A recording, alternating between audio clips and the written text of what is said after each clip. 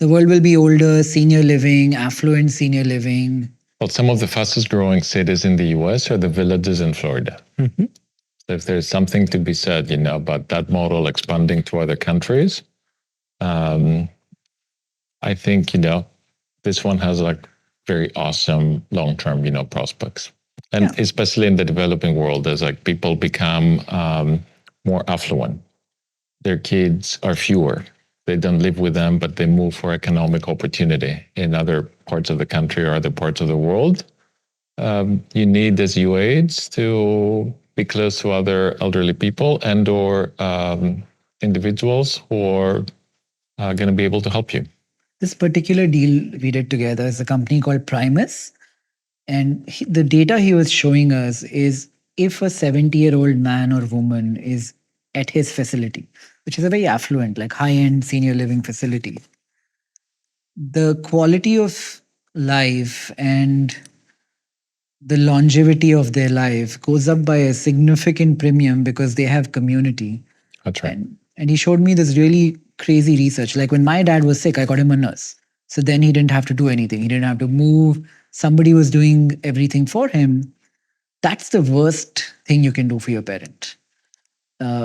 It's very counterintuitive, but I think just that community, the having to play with someone, having some competition being organized, playing memory games, walking, all of that with like aged people changes everything.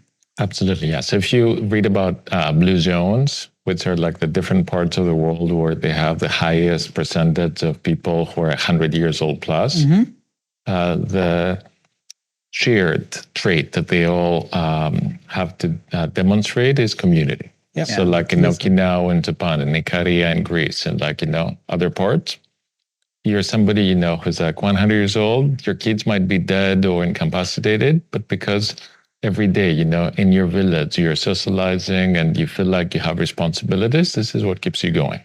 We rated this highly in India, even though there is such a big societal stigma about senior living.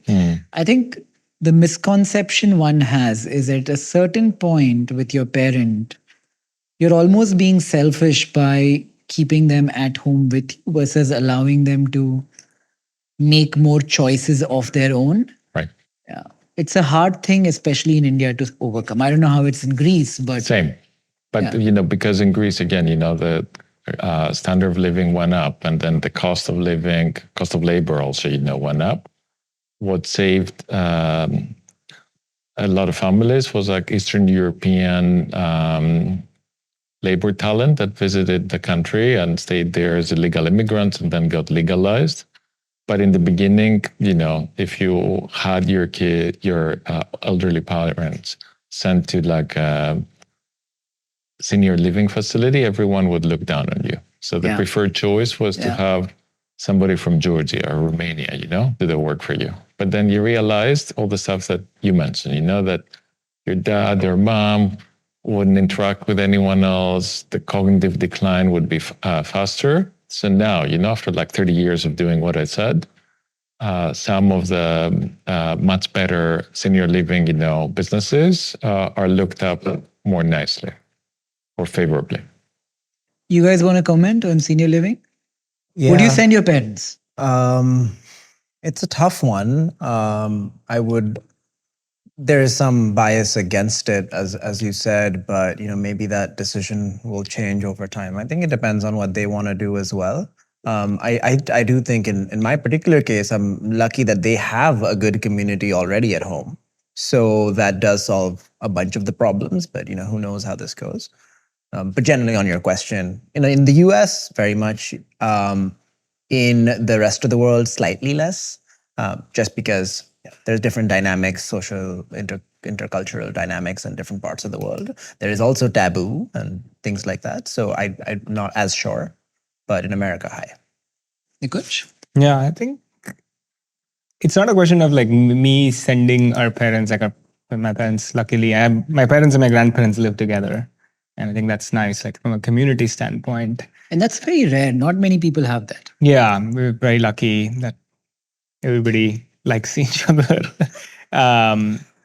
But it's not a question of me sending my parents or not. It's a question of like Them choosing to them go. choosing what to do. It's like at the end of the day, we're three brothers. We all live in separate houses. They live in their own house, and what do they want to do?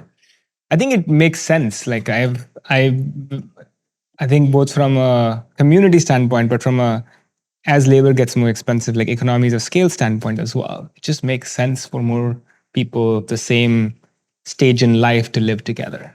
Would you guys like to read the statement, Nico? Senior living? I'm like a 9. 8. Yeah, 9. Like unless they're like infectious diseases like COVID, you know? Yeah, I Senior get that. living facilities are going to do really well. Yeah, no, some of these, like one of them with Primus, their plan is to have golf carts and you drive around inside the community. It's by a lake. It's not like living in polluted Bombay or Exactly. it makes a huge difference. Like just the air quality alone changes so much. Which air quality is one of the biggest killers Yeah. in like in the world. And like one of the reasons why people are having like liver failures is because of the air pollution, you know, where they live. It's like, yeah, that's one of the biggest, you know, risk factors for like health risk factors for life in the world. So any technology that's helping alleviate air pollution or making, you know, gasoline cars and other such things, you know, less prevalent will do really well.